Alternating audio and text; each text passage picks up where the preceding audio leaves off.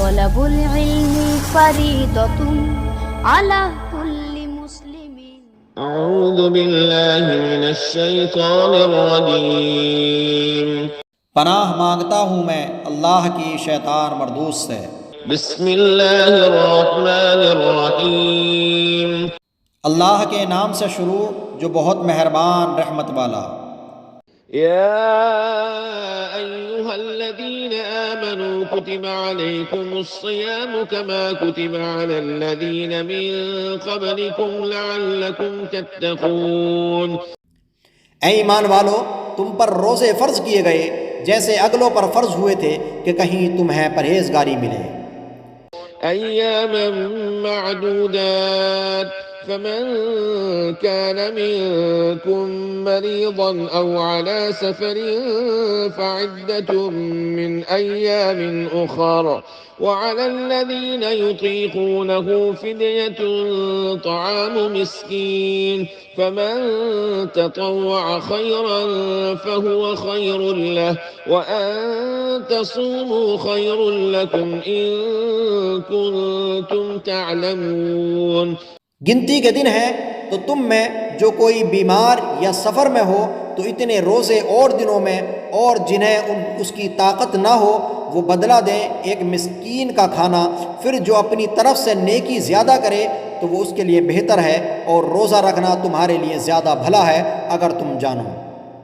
اس آیت کریمہ میں پروردگار عالم نے رخصت اور فدیے کے متعلق حکم بیان فرمایا کہ جو لوگ مسافر ہیں یا بیمار ہیں اور روزہ نہیں رکھ سکتے، مشکل ہوگی، تو ان کے لیے رخصت ہے کہ رمضان کے مہینے کے جو روزے ہیں ان کو اور دنوں میں مکمل کرے. اسی طرح وہ شخص کہ جو بہت زیادہ کمزور اور بہت زیادہ بوڑھا ہو گیا ہے اور اس کی یہ امید بھی نہیں ہے کہ اب صحیح ہو جائے گا، اور رمضان کا مہینہ اگر وہ پاتا ہے اور روزے نہیں رکھ پا رہا ہے اور اس کے ٹھیک ہونے کی بھی امید نہیں ہے، تو اب اس کے لیے حکم یہ ہے کہ وہ ہر روزے کے بدلے فدیہ، ایک مسکین کا کھانا جو ہے فدیے کے طور پر ادا کرے. شهر رمضان الذي أنزل فيه القرآن هدى للناس وبينات من الهدى والفرقان فمن شهد منكم الشهر فليصم ومن كان مريضا أو على سفر فعدة من أيام أخر يريد الله بكم اليسر ولا يريد بكم العسر ولتكملوا العدة ولتكبروا الله على ما هداكم ولعلكم تشكرون. رمضان کا مہینہ جس میں قرآن اترا لوگوں کے لیے ہدایت اور رہنمائی اور فیصلے کی روشن باتیں، تو تم میں جو کوئی یہ مہینہ پائے ضرور اس کے روزے رکھے، اور جو بیمار یا سفر میں ہو تو اتنے روزے اور دنوں میں. اللہ تم پر آسانی چاہتا ہے اور تم پر دشواری نہیں چاہتا، اور اس لیے کہ تم گنتی پوری کرو اور اللہ کی بڑائی بولو اس پر کہ اس نے تمہیں ہدایت کی اور کہیں تم حق گزار ہو. وَإِذَا سَأَلَكَ عِبَادِي عَنِّي فَإِنِّي قَرِيبٌ أُجِيبُ دَعْوَةَ الدَّاعِ إِذَا دَعَانِ فَلْيَسْتَجِيبُوا لِي وَلْيُؤْمِنُوا بِي لَعَلَّهُمْ يَرْشُدُونَ. اور اے محبوب، جب تم سے میرے بندے مجھے پوچھیں تو میں نزدیک ہوں، دعا قبول کرتا ہوں پکارنے والے کی جب مجھے پکارے. تو انہیں چاہیے میرا حکم مانیں اور مجھ پر ایمان لائیں کہ کہیں راہ پائیں.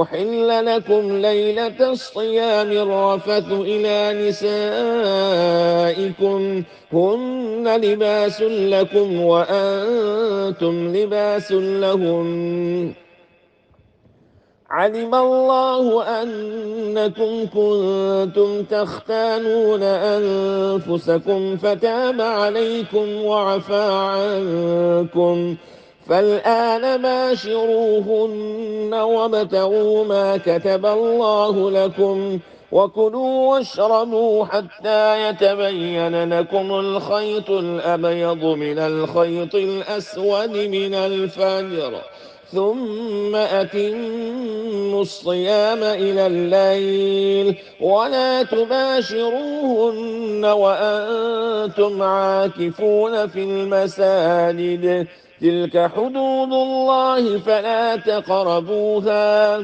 كذلك يبين الله آياته للناس لعلهم يتقون۔ روزوں کی راتوں میں اپنی عورتوں کے پاس جانا تمہارے لیے حلال ہوا، وہ تمہاری لباس ہیں اور تم ان کے لباس۔ اللہ نے جانا کہ تم اپنی جانوں کو خیانت میں ڈالتے تھے تو اس نے تمہاری توبہ قبول کی اور تمہیں معاف فرمایا، تو اب ان سے صحبت کرو اور طلب کرو جو اللہ نے تمہارے نصیب میں لکھا ہو، اور کھاؤ اور پیو یہاں تک کہ تمہارے لیے ظاہر ہو جائے سفیدی کا ڈورا سیاہی کے ڈورے سے پو پھٹ کر، پھر رات آنے تک روزے پورے کرو اور عورتوں کو ہاتھ نہ لگاؤ جب تم مسجدوں میں اعتکاف سے ہو، یہ اللہ کی حدیں ہیں، ان کے پاس نہ جاؤ۔ اللہ یوں ہی بیان کرتا ہے لوگوں سے اپنی آیتیں کہ کہیں انہیں پرہیزگاری ملے۔ ولا تأكلوا أموالكم بينكم بالباطل وتدلوا بها إلى الحكام لتأكلوا فريقا من أموال الناس بالإثم وأنتم تعلمون۔ اور آپس میں ایک دوسرے کا مال ناحق نہ کھاؤ اور نہ حاکموں کے پاس ان کا مقدمہ اس لیے پہنچاؤ کہ لوگوں کا کچھ مال ناجائز طور پر کھا لو جان بوجھ کر۔ اس آیت کریمہ میں باطل طور پر کسی کا مال کھانا حرام فرمایا گیا، خواہ وہ لوٹ کر ہو یا چھین کر یا چوری یا جوئے یا کسی بھی حرام طریقے سے یا دھوکہ دڑی سے یا جھوٹی گواہی دے کر کے۔ يسألونك عن الأهلة قل هي مواقيت للناس والحج وليس البر بأن تأتوا البيوت من ظهورها ولكن البر من اتقى وأتوا البيوت من أبوابها واتقوا الله لعلكم تفلحون۔ تم سے نئے چاند کو پوچھتے ہیں، تم فرما دو وہ وقت کی علامتیں ہیں لوگوں اور حج کے لیے، اور یہ کچھ بھلائی نہیں کہ گھروں میں پچھیت توڑ کر آؤ، ہاں بھلائی تو پرہیزگاری ہے، اور گھروں میں دروازوں سے آؤ اور اللہ سے ڈرتے رہو اس امید پر کہ فلاح پاؤ۔ اس آیت کریمہ میں پروردگار عالم نے بیان فرمایا کہ اللہ کے نبی صلی اللہ تعالیٰ علیہ وسلم سے جب صحابہ کرام نے چاند کے گھٹنے اور بڑھنے کے متعلق سوال کیا تو اللہ رب العزت نے جواب دیا کہ یہ وقت کی علامتیں ہیں، اس سے جو ہے لوگوں کے بہت سارے کام چلتے ہیں، جیسے کہ رمضان کے مہینہ اور دن، اور اسی طرح حج کے ایام وغیرہ کا پتہ چلتا ہے، دن رات کا معلوم ہوتا ہے، یہ تمام چاند کے ذریعے ہوتا ہے۔ اور دوسری چیز اللہ رب العزت نے یہ بیان فرمائی کہ زمانے جاہلیت میں لوگ جب احرام باندھ لیتے تھے حج کے لیے تو اپنے گھروں کے اندر جو تھے دروازوں سے داخل نہیں ہوتے تھے بلکہ پچیت توڑ کر کے داخل ہوتے تھے، اور یہ سوچتے تھے کہ یہ پرہیزگاری ہے پچیت توڑ کر کے داخل ہونا۔ تو اللہ رب العزت نے ان کا رد فرمایا اور کہا کہ پچیت توڑ کر کے داخل ہونا پرہیزگاری نہیں ہے بلکہ اللہ کی عبادت کرنا پرہیزگاری ہے، اور یہی تمہارے لیے بھلائی ہے، اور پچیت توڑ کر کے گھروں کے اندر نہ آؤ بلکہ اپنے دروازوں سے ہی گھر کے اندر آؤ۔ وقاتلوا في سبيل الله الذين يقاتلونكم ولا تعتدوا إن الله لا يحب المعتدين۔ اور اللہ کی راہ میں لڑو ان سے جو تم سے لڑتے ہیں، اور حد سے نہ بڑھو، اللہ پسند نہیں رکھتا حد سے بڑھنے والوں کو۔ وَاقْتُلُوهُمْ حَيْثُ ثَقِفْتُمُوهُمْ وَأَخْرِجُوهُمْ مِنْ حَيْثُ أَخْرَجُوكُمْ وَالْفِتْنَةُ أَشَدُّ مِنَ الْقَتْلِ وَلَا تُقَاتِلُوهُمْ عِندَ الْمَسْجِدِ الْحَرَامِ حَتَّى يُقَاتِلُوكُمْ فِيهِ فَإِن قَاتَلُوكُمْ فَاقْتُلُوهُمْ كَذَلِكَ جَزَاءُ الْكَافِرِينَ فَإِنِ انتهوا فَإِنَّ اللَّهَ غَفُورٌ رَحِيمٌ۔ اور کافروں کو جہاں پاؤ مارو اور انہیں نکال دو جہاں سے انہوں نے تمہیں نکالا تھا، اور ان کا فساد تو قتل سے بھی سخت ہے، اور مسجد حرام کے پاس ان سے نہ لڑو جب تک وہ تم سے وہاں نہ لڑیں، اور اگر تم سے لڑیں تو انہیں قتل کرو، کافروں کی یہی سزا ہے، پھر اگر وہ باز رہیں تو بے شک اللہ بخشنے والا مہربان ہے۔ اس آیت کریمہ میں پروردگار عالم کفار سے جنگ کرنے اور ان کو قتل کرنے کا حکم دے رہا ہے، لیکن ہر وقت نہیں بلکہ دوران جہاد ان سے لڑنے، انہیں قتل کرنے اور انہیں مکہ مکرمہ سے نکالنے کی اجازت ہے۔ یہاں یہ حکم نہیں دیا جا رہا کہ کافروں کو قتل کرنے میں لگے رہو، امن ہو یا جنگ ہو، صلح ہو یا لڑائی ہو، ہر حال میں انہیں قتل کرو، یہ حکم نہیں ہے، بلکہ یہاں صرف دوران جہاد قتل کرنے کا حکم ہے۔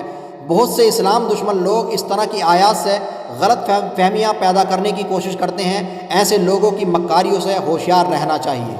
وقاتلوهم حتى لا تكون فتنة ويكون الدين لله فإن انتهوا فلا عدوان إلا على الظالمين۔ اور ان سے لڑو یہاں تک کہ کوئی فتنہ نہ رہے اور ایک اللہ کی پوجا ہو، پھر اگر وہ باز آئیں تو زیادتی نہیں مگر ظالموں پر۔ الشهر الحرام بالشهر الحرام والحرمات قصاص فمن اعتدى عليكم فاعتدوا عليه بمثل ما اعتدى عليكم واتقوا الله واعلموا أن الله مع المتقين۔ ماہ حرام کے بدلے ماہ حرام اور ادب کے بدلے ادب ہے، جو تم پر زیادتی کرے اس پر زیادتی کرو اتنی ہی جتنی اس نے کی، اور اللہ سے ڈرتے رہو اور جان رکھو کہ اللہ ڈر والوں کے ساتھ ہے۔ وَأَنفِقُوا فِي سَبِيلِ اللَّهِ وَلَا تُلْقُوا بِأَيْدِيكُمْ إِلَى التَّهْلُكَةِ وَأَحْسِنُوا إِنَّ اللَّهَ يُحِبُّ الْمُحْسِنِينَ۔ اور اللہ کی راہ میں خرچ کرو اور اپنے ہاتھوں ہلاکت میں نہ پڑو اور بھلائی والے ہو جاؤ، بے شک بھلائی والے اللہ کے محبوب ہیں۔ وَأَتِمُّوا الْحَجَّ وَالْعُمْرَةَ لِلَّهِ فَإِنْ أُحْصِرْتُمْ فَمَا اسْتَيْسَرَ مِنَ الْهَدْيِ وَلَا تَحْلِقُوا رُؤُوسَكُمْ حَتَّى يَبْلُغَ الْهَدْيُ مَحِلَّهُ فمن كان منكم مريضا أو به أذى من رأسه ففدية من صيام أو صدقة أو نسك فإذا أمنتم فمن تمتع بالعمرة إلى الحج فما استيسر من الهدي فمن لم يجد فصيام 3 أيام في الحج و7 إذا رجعتم تلك 10 كاملة ذلك لمن لم يكن أهله حاضر المسجد الحرام واتقوا الله واعلموا أن الله شديد العقاب۔ صدق الله العظيم۔ اور حج اور عمرہ اللہ کے لیے پورا کرو، پھر اگر تم روکے جاؤ تو قربانی بھیجو جو میسر آئے، اور اپنے سر نہ مڈاؤ جب تک قربانی اپنے ٹھکانے نہ پہنچ جائے۔ پھر جو تم میں بیمار ہو یا اس کے سر میں کچھ تکلیف ہے تو بدلہ دے روزے یا خیرات یا قربانی۔ پھر جب تم اطمینان سے ہو تو جو حج سے عمرہ ملانے کا فائدہ اٹھائے اس پر قربانی ہے جیسی میسر آئے۔ پھر جسے مقدور نہ ہو تو 3 روزے حج کے دنوں میں رکھے، اور 7 جب اپنے گھر پلٹ کر جاؤ، یہ پورے 10 ہوئے۔ یہ حکم اس کے لیے ہیں جو مکے کا رہنے والا نہ ہو، اور اللہ سے ڈرتے رہو اور جان رکھو کہ اللہ کا عذاب سخت ہے۔ اس آیت کریمہ میں پروردگار عالم نے حج کے مسائل اور عمرے کے مسائل بیان فرمائے ہیں، اور اس میں کافی تفصیل ہے۔ یہ تمام مسائل تفصیل سے جاننے کے لیے کتب فقہ کا مطالعہ کریں۔ طلب العلم فریضۃ علی